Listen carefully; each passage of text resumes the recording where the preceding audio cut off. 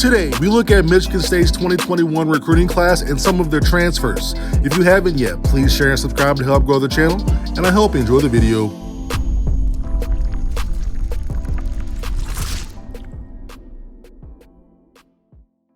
Today's video is powered by SeatGeek. Get $20 off any tickets sold using promo code AITRIGHT on the SeatGeek app or website. Michigan State has signed the number 8 recruiting class in the country and the number 2 class in the Big Ten. They have had one of the worst years in the Tom Izzo era, and the fact they were a play-in 11 seed in one of their worst years just shows how consistently good they've been. They struggled through the year finding the right rotation, leading the Big Ten by far in number of different lineups used. This was a strange year in terms of how they did during the season, but they also haven't dealt with the type of turnover they got once the season ended. Rocket Watts, Thomas Kithier, Jack Hoiberg, and Foster Loyer entered the transfer portal. Aaron Henry declared for the NBA draft. Josh Langford chose to opt out of his extra year. The roster will look a lot different, but with the new pieces they've added, they should still contend for a Big Ten championship and head back to the NCAA tournament. Malik Carr and Keon Coleman come in as dual sport athletes. Their main focus is football, but what does it look like for them if they are looking to play this season? Carr initially committed to Purdue to play both sports, but never suited up for the hoops team. He transferred to Michigan State in hopes of going back to playing both sports. Listed at 6'5", 230, he would have to battle for minutes at the 3 and the 4 spot, and you'll see later on how that's probably the most difficult situation to be in when trying to earn minutes. He's an athlete, strong, explosive, but at minimum, he hasn't played competitive basketball in well over a year. Keon Coleman talks a big game, and he backs it up though. He's probably one of the more entertaining guys on social media, whether getting shout-outs from big-time rappers or calling a shot that he put up 40 and he ends up with a 40-plus point quadruple-double. I can see him grinding for minutes at the off-guard spot or the 3. He's a ridiculous athlete, but it's an uphill battle when competing against the top incoming freshmen and return guys like AJ Hoggard at the 2 or veterans Gabe Brown and even Malik Hall possibly at the 3. Tyson Walker comes in as the Colonial Defensive Player of the Year and was selected all-conference before announcing his transfer to Michigan State. After struggling at the point guard position, the Spartans needed to get a floor general who will be ready to play right away. He was one of the top scorers and creators this past year nationally. Michigan State's point guards last year were a combined 22 for 100 from 3 in Big Ten play. A heavy drop-off from Cassius Winston.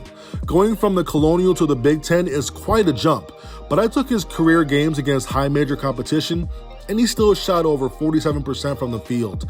But he did have more turnovers against the bigger, more talented teams. These teams were able to key on him and not be too afraid of his teammates. At Michigan State, he'll have the advantage to have talent on his side where teams can't just focus only on him. He's a bit smaller at 6 feet, 160, so he'll need to adjust his game a little bit. And incoming freshman Jalen Akins and second-year player AJ Hoggard are looking to start and play big minutes next season. There's a void right now for that positions. Akins and Hoggard are more physically imposing, but Walker will have the most college experience coming into the competition. Jalen Akins comes in as the number 54 player overall and the number 10 point guard in the country. Akins has really good size for a guard. Long arms, 6'3", very explosive player around the rim with the ball, good in transition, changes speeds and attacks at a high level. He's a lefty who can hit both the mid and long range jumpers. He played at Sunrise Christian this past year where they were one of the best teams in the country. He played alongside Tennessee signee Kennedy Chandler, who was arguably the number 1 point guard from the 2021 class. This allowed Akins to get experience playing off the ball. When he played public school ball in Michigan, he was the man. He was the point man. Everything ran through him, and he was very impressive doing it. He made the competition look silly at times, but having to play off of another player from time to time just adds another wrinkle, just adds another part of his game that should help him at the next level. Akins has a chance to play right away next season.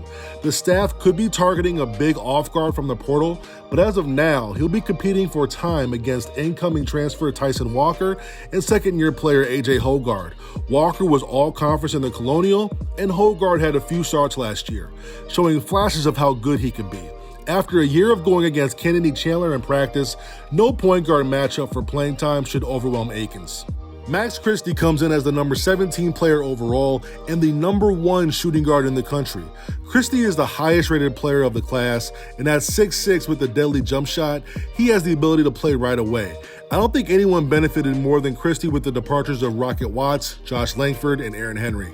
The top guys at the off-court spot from the previous season are no longer on the roster.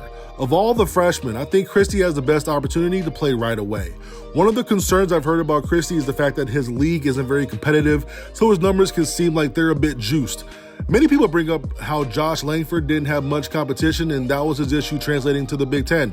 But don't forget, Langford was shooting almost 48% from the field and over 40% from 3, putting up 15 per game before his injury in December 2018.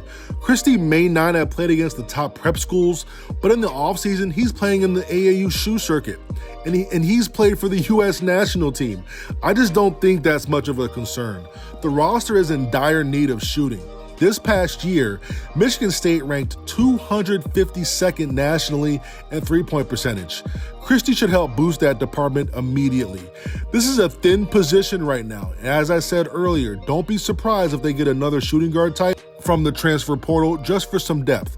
He'll also be competing for time at both the 2 and 3 spot against fellow freshmen Jalen Akins and Pierre Brooks, along with AJ Hoggard, Gabe Brown, and Malik Hall at the 3.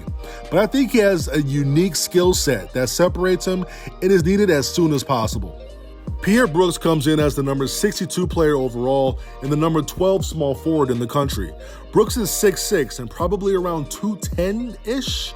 2021's Mr. Basketball of Michigan had a stellar senior season, winning a state championship and putting up ridiculous numbers. He's very athletic, highly skilled, and has deep range on his jump shot. Physically, he's already adjusted to play high major basketball. I am a bit curious with how Tom Izzo is going to use him. The way he was getting buckets in high school looked like a video game at times. Step backs from the logo, one-legged turnaround fadeaways. I don't think he'll be given that type of freedom, but he should be able to excel attacking the rim in transition, hitting threes off guard penetration, guarding bigger, taller players, and rebounding at a pretty high level. I wouldn't be surprised if he battled for minutes at the 3, but also at the 4 spot. In my opinion, if you look at how the roster is set up right now, out of all the incoming guys, I think Brooks has the most resistance to early playing time. At the 3 and the 4 spot, he'll be battling veterans Gabe Brown, Malik Hall, and Joey Hauser for playing time. And Max Christie will also be fighting him for minutes at the 3 spot too. This will look like a completely different team next year, with most of the perimeter players not returning. A lot of minutes have opened up for the guys coming in and for the reserves from last year who are looking to expand upon their roles. Losing Aaron Henry to the NBA draft is a tough void to fill, but it seems like every year there's someone who steps up and fills that role as a leader and as a competitor. Looking at who left and who comes in, they've upgraded with some very talented players in the backcourt, and I expect a much better, more well-rounded team. Now they just have to put it all together.